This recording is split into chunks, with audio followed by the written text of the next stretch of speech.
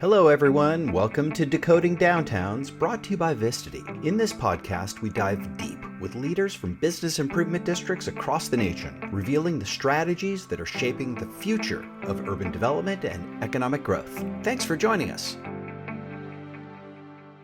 Hello, everybody. Welcome back to the podcast. It's Jamie Schwartzman. Today on Decoding Downtowns, we're going to visit a crossroads neighborhood on the edge of Washington, D.C., the Friendship Heights area.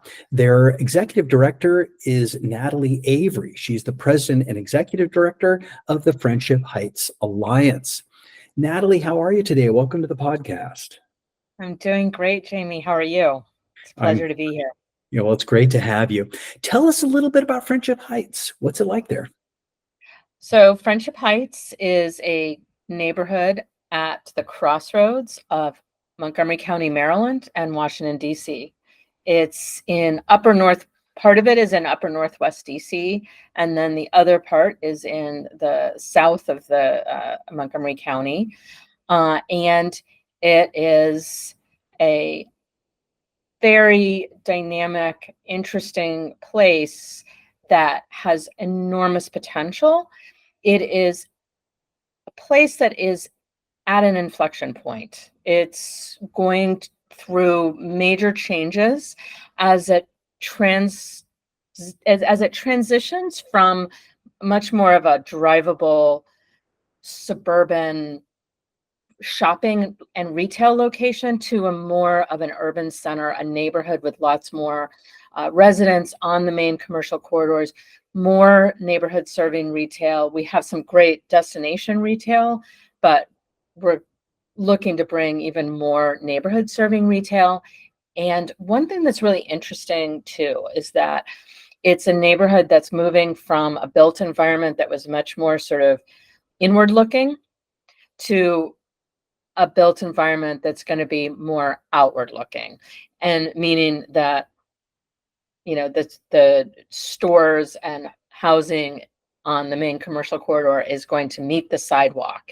And the idea is to just create a more vibrant, walkable urban center. Are these changes that have happened recently since the pandemic, or has this been kind of coming along a long time? So it's interesting because I actually grew up in the neighborhood. So I remember when, especially on the DC side, when there weren't these big buildings that are here now. There was a period in the 70s and 80s where downtown DC was really flailing, and there was this idea like, let's make a new downtown in Friendship Heights. And there was lots of interest, lots of neighborhood pushback. And the buildings that did get built, there was a mall called Mazza Gallery that got built. And I remember when it got built, I thought it was really weird to just have this mall sort of plop down on because it had like these big marble walls. It didn't have any windows at all. And you would go in and you were like, here, I'm in a shopping mall in the middle of my neighborhood. It took up an entire city block. And then there was another mall that was built across the street. Similarly, you know, you entered and you were like, you know, there was a big giant atrium and you were in a mall. On the Maryland side, there's a shopping center it's now called The Collection, but forgot what it was called then, but it was basically a shopping center where you drive in the parking lot, and then the stores are all sort of lining the parking lot. There wasn't a sense of making a built environment that meets the street. It was all about pulling people in to these buildings and getting them to stay. So what we don't have here is this sort of tradition that a lot of sort of walkable retail places have, where, you know, you park or you come in by bus or metro, or you walk and you just walk and wander around. It's a neighborhood with where a lot of people come in and it's sort of like one and done. And that's one of our biggest challenges. We're really trying to make it a place that you can wander around and enjoy, and that it feels like, you know, a real neighborhood. So it has human scale. You're thinking like more of a human scale rather than it being at the road scale or vehicle scale. Exactly. Well, tell us a little bit about the alliance and, how you guys are structured, how you guys are financed, and how you operate. Sure. So the alliance was formed in 2021, and it was formed after a Urban Land Institute did a technical assistance panel Mm. and focused on this area. And the big question they asked is, here's this area that has this really incredible assets. It has a metro stop with 5 exits. It is about 5 or 10 minutes from the Beltway. It's on the crossroads of a ton of crosstown bus routes, and it has one of the wealthiest, highest educated demographics in the country, but definitely in the region. So they looked around, the property owners and other stakeholders looked around and asked themselves, why is this area just not doing very well? Why is this retail in this place failing? Why do we have so many vacancies? And that was the core question that the ULI panel addressed. And the main outcomes of that process was there needed to be more of attention to connections, and we're talking connections in terms of the sidewalks, in terms of how people get around and navigate, but also connections in terms of how people work together. There needed to be the property owners working together themselves.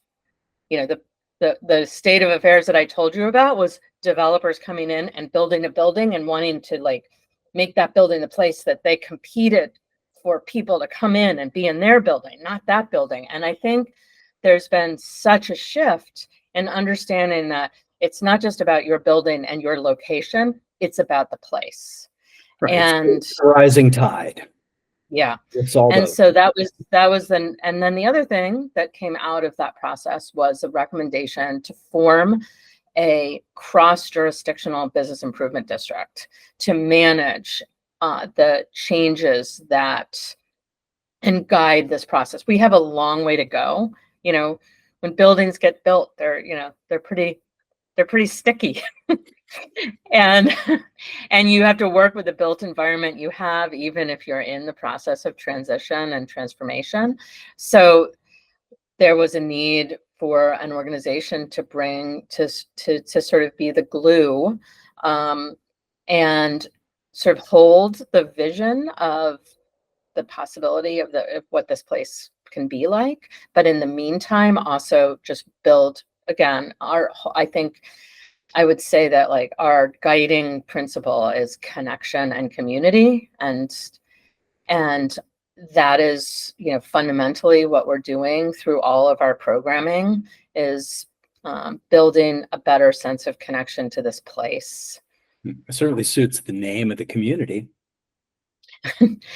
Yeah, so yeah, I know. So that's, yeah, we love that. So in terms of funding, I mean, it was very complicated because the founding board was property owners from both sides of the district, so from Montgomery County and the District of Columbia, and who basically agreed it makes sense to make a collective investment in an organization that's going to focus on this place. But how do we do that? There's bid legislation in the district, right, and bids are because you guys straddle across state lines. exactly. So you're dealing with exactly.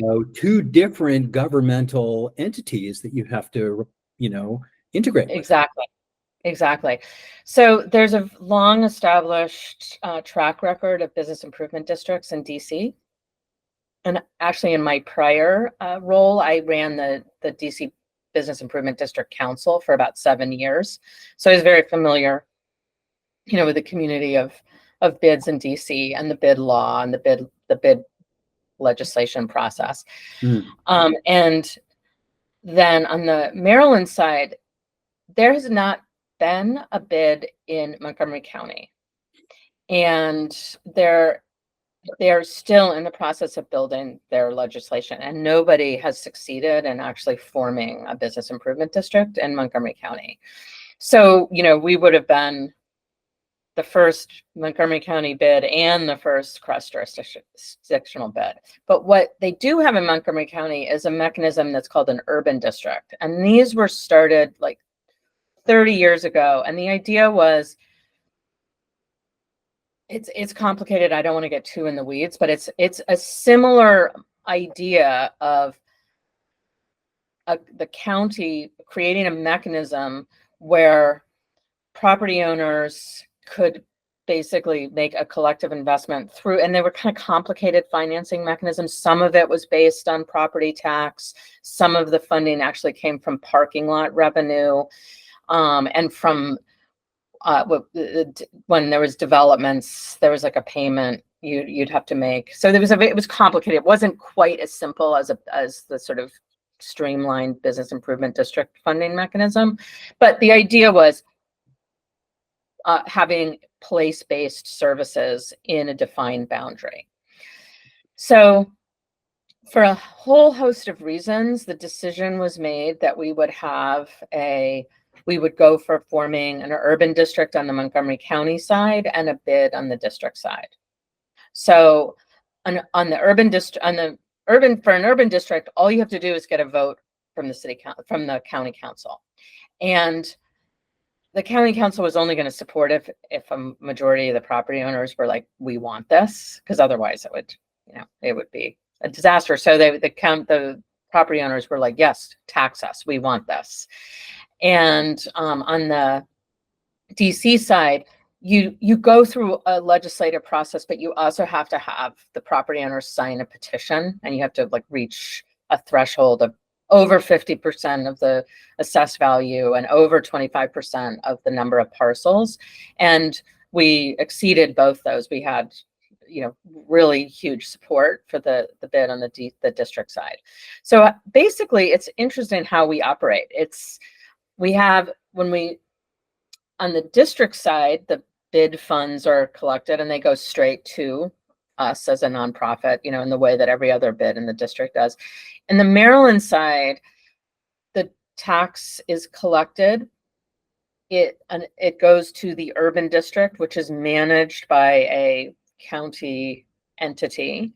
And then that county entity contracts with us to deliver the services. So it enables us to have a governance structure where we have one board that includes property owners from both sides. And we treat the whole entire district as one place. We're really careful about not spending, we're careful about making sure that we don't make, capital investments in the district with money from Montgomery County and vice versa. We're trying to be careful about those kinds of expenditures. But in terms of my time, it's not like I spend 60% of my time on Montgomery County and 30% on DC. We treat the whole area as one area. See, how big is the district? So the district, it's about 7 city blocks. We have about 40 properties, including large apartment buildings, 2 hotels, and several office buildings. So Natalie, what's it like to be president and executive director of an organization like this? I think it is just one of the funnest, best jobs that anybody could have. Sometimes I just pinch myself that I get to wake up every morning and think about how to make a place better and to be, and when I say better, to me, what makes a place better is when, again, you build those really strong community connections. So we get to do this weekend. We did a makers market that included some dance troupes from the neighborhood. We started a pollinator garden program. So we're creating 2 pollinator gardens, one in the district and one on the Maryland side. And really what we're trying to do with our programming is not just have events that make people, have fun and feel connected, but also to just build deeper networks amongst stakeholders here. And the pollinator garden project is part of that. So it's like the idea is, there is a great metaphor for, cross-pollination, but it's also, we need in this neighborhood, there's a lot of, it's interesting looking at this aerial view. There is a lot, we have great tree coverage, but when you're on the sidewalk, it's harsh. A lot of cars, a lot of harsh sidewalk, building faces, and to be able to bring some softness, some green, some natural elements in is a really important thing in terms of making the place better. But then to be able to have people have a sense of ownership in doing that is also like a really fun thing. We've done a number of pop-ups and pop-up galleries. We're doing a pop-up pinball arcade. We're partnering with a company that's doing it, but we're sort of marketing it and helped bring it to be. Very cool. And then, so you get to do stuff like that. And then it's just, it's really fun. And it feels meaningful, and it feels exciting to be part of sort of shepherding a vision of the future, because those are all the stuff that we're doing on the ground to build trust and to build those community networks. And those are going to be really essential to the next phase of this neighborhood's transformation, which is that on both sides, the governments on both sides are taking a hard look at the land use and thinking of how that's going to change to accommodate the need for more housing, for more types of housing, for more attainable housing and affordable housing, and what it's going to take. If you're going to add more housing, you also need to really pay attention to that civic infrastructure. So there's all these things that we're not necessarily building, but that we're part of laying the groundwork so that those things, so that really you can have this neighborhood be the best that it can be.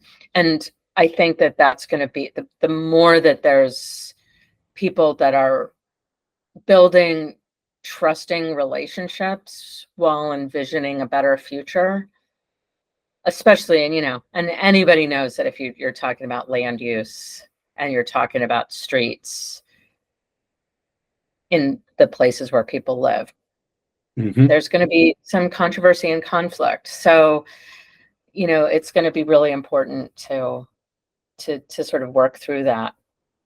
Well, let's talk about business and what's happening there, sort of the business climate and in economic development right now. Sure. So we just released, and maybe if you can add in your show notes, our latest market report, which is an overview of the neighborhood. One thing that's really exciting, we have about 6 new development projects in the ground. One is a redevelopment of the mall that I told you about. And what are they doing with it? It's going to be over 300 units of housing, apartments, and including some 3-bedroom units. And then about a little over 10% of those are going to be affordable. And so at different, the 3 bedrooms, the 2 bedrooms, the 1 bedrooms will have some affordable units. And then there's going to be some ground floor retail that, unlike the old mall, is like, doors on streets. It's about enlivening that whole experience of walking down and feeling like you're part of a place. Then across the street, there's going to be another development. It hasn't started. It's still in the design process, but it's been approved, and it's turning about 140,000 square feet of retail to 14,000 square feet of retail and about 300 units of housing. And there's a number of, and you can see the details in our report, but all in all, there's 6 development projects that are going to be bringing over 1,350 units to the neighborhood, on both the Maryland and the district side. And of those, there's going to be about 200 units that are either deeply affordable or affordable, at some level, dedicated affordable. This is a mix of adaptive reuse and ground up construction. It's mostly, yeah, it's ground, it's, yes. Interesting. How are they doing it? Like, I'm just wondering what the design approach was for taking an old mall like this. I can understand opening up, but how are they integrating the housing into that footprint? Well, that they actually took it down they took the whole building down. So it's not exactly adaptive reuse. They are reusing the sub ground floor retail. There's going to be some sub retail at the site, and there's also going to be parking that they just kept. So basically they just took it down to the ground level. Right. Most of the others, I think they're doing basically the same thing. So it's not really adaptive reuse. It's taking down obsolete buildings and rebuilding something that actually works for what people want, what retailers want, and what's going to work better, economically too, for the city and the region. What kind of data are you guys tracking? And I guess, what is the data you find that investors and developers care about the most? It's interesting. So one of the things that was really gratifying in doing this report is, everybody talks about, oh, what's happened to Friendship Heights? It's lost so much retail.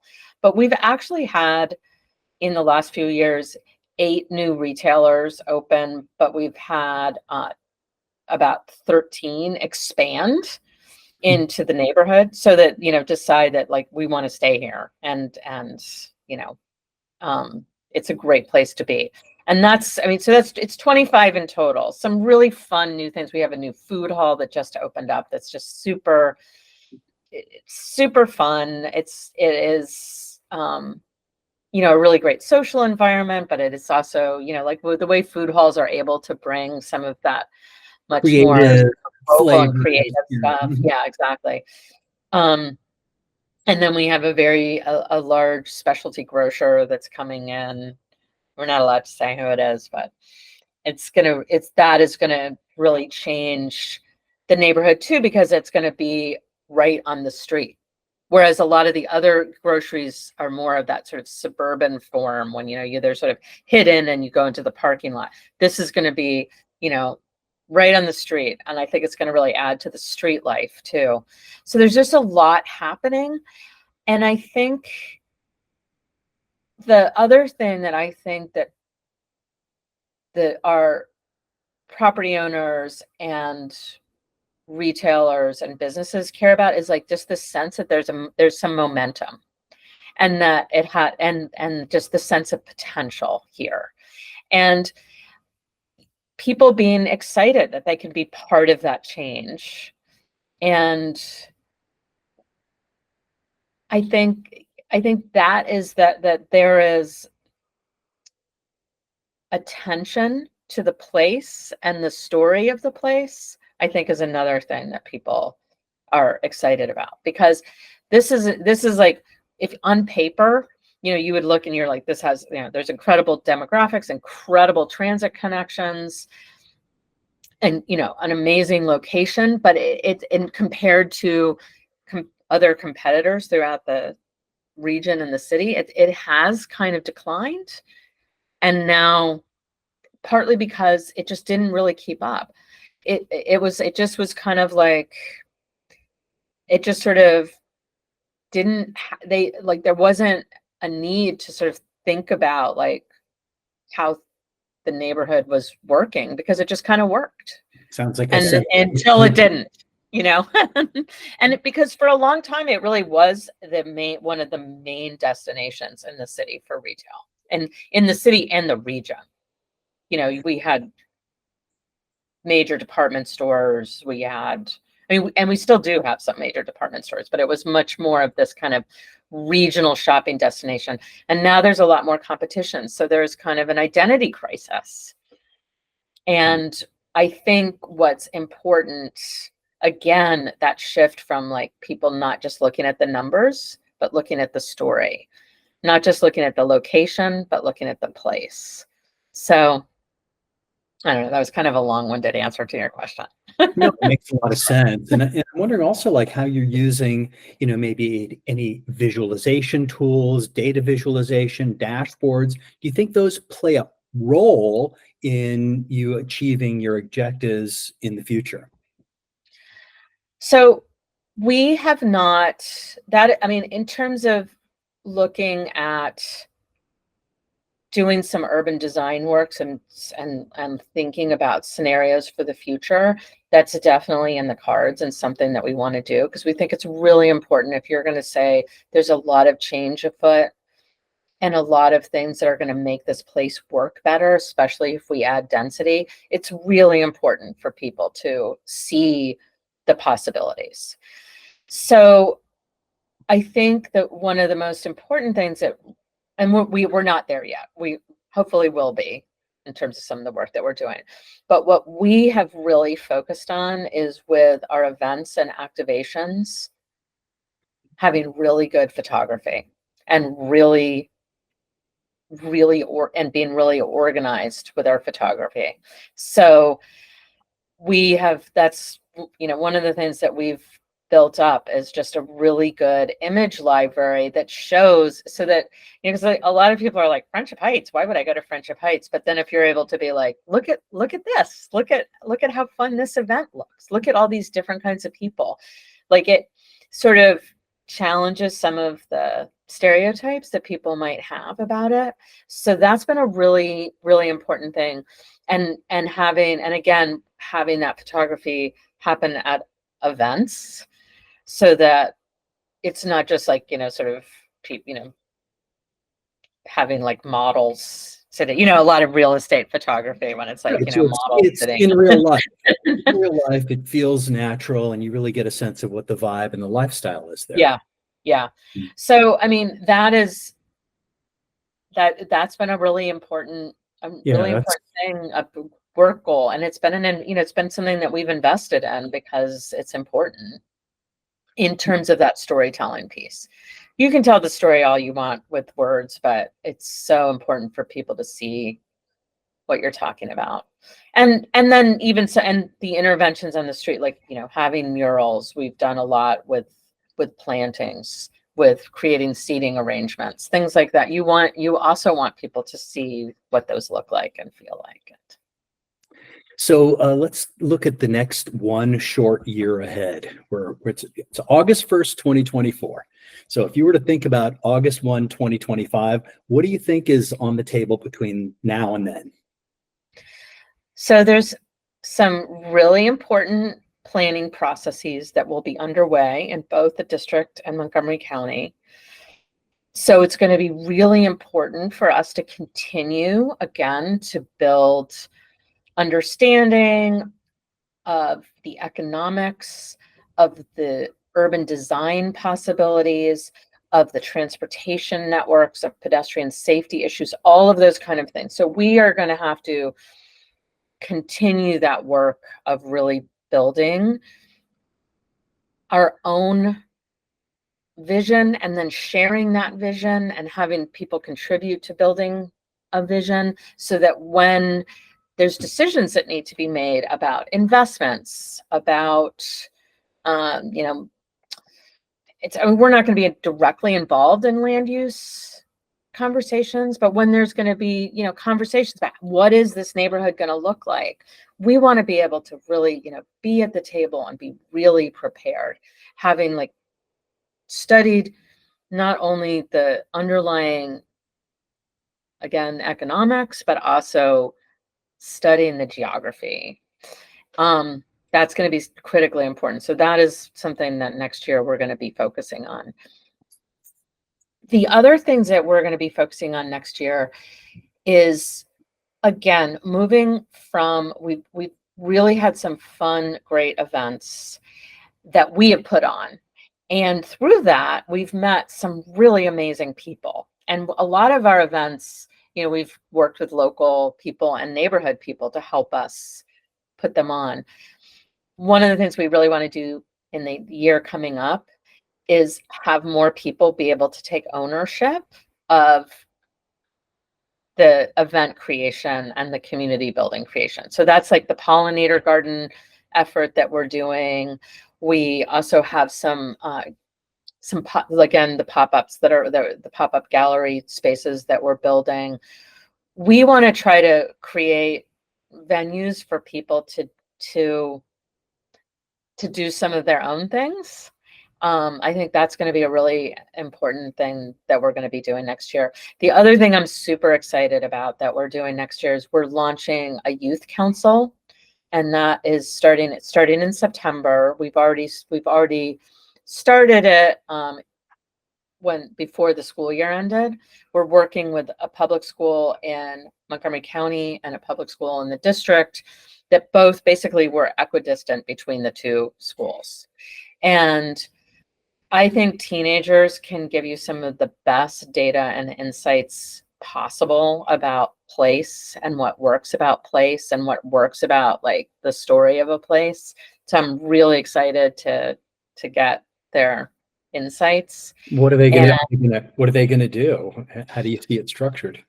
So there's going to be monthly meetings, and they're going to be breaking into 4 work groups. One group is going to be creating a magazine about the neighborhood. They're going to be looking at like different subcultures in the neighborhood, different communities in the neighborhood, and surfacing that, writing about that, and we'll be publishing that. Another group is going to put an event on. Another group is going to be studying third places, and another group is going to be working on a public history project. And that's another thing that's been, I didn't talk about that yet, but we also have this public history work that we've been doing from the very beginning of our existence. So it's going to be fun to have them work on that. So we have it, and we have some great partners. What a great program. That sounds so interesting, and sort of a win-win-win.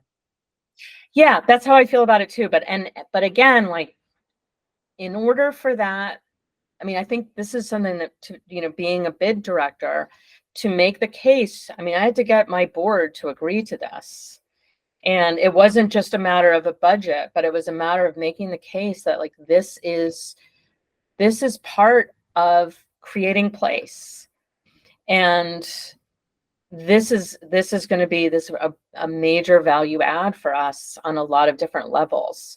So, it's and it's going to be, I think that is kind of one of the major things I think with people doing this work is like, you've got to do all like the basics really well, because I started out saying like, oh, it's so fun. I get to do this and this and this, but you have to be good at the basics, and you have to pay really close attention to the basics in order to get the permission, not just from your board, but also from, the community to, be able to intervene in their place in a way that feels like it's really rooted and connected to what they want to see.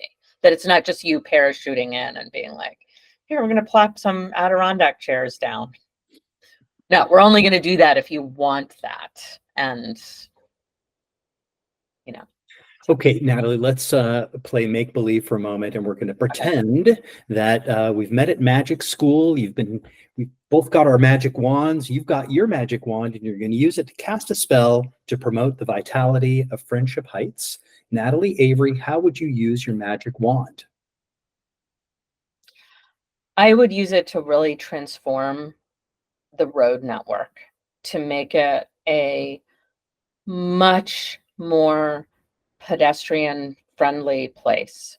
Right now, this is a neighborhood where it is very focused on getting commuters east to west and north to south. I know that is important.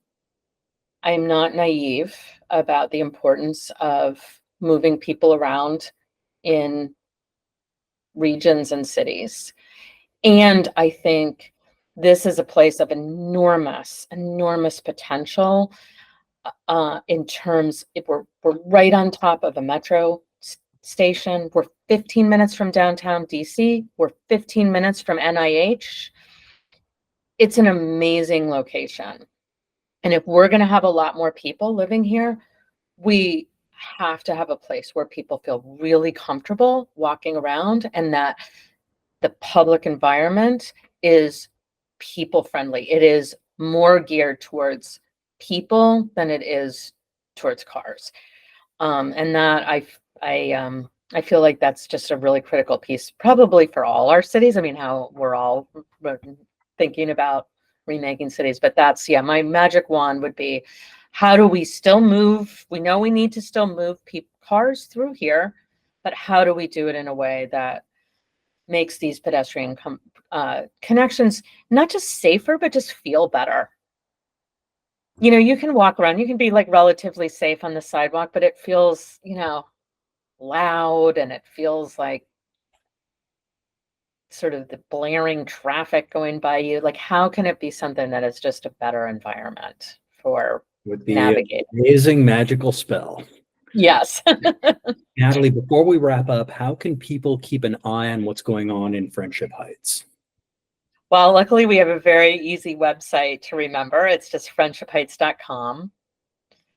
And we'll be at IDA. My program and marketing manager and I will both be at IDA. So I'd love to see folks at IDA. I was actually on the Inclusive Places Council for IDA, and we published a report in which I talk about, I wrote a piece about our public history project here. So that will be another way to keep tabs of some of the stuff that we're doing. And I always welcome people reaching out. My email is natalie@friendshipheights.com. Natalie, thank you so much for joining us today. It's been great talking to you. Thanks. Great talking to you too. Really enjoyed it. And to our listeners, thanks again for checking us out on Decoding Downtowns. Also like to thank Vistity for sponsoring the podcast. And until we meet again, keep exploring and innovating in your district. Thank you for joining us today for Decoding Downtowns. If you've enjoyed our podcast, don't forget to subscribe to our YouTube channel. It's brought to you by Vistity, the leading geospatial visualization platform for data-driven decisions. Stay connected, stay informed, and let's continue to shape the future of our cities together. Until next time, I'm Jamie Schwartzman.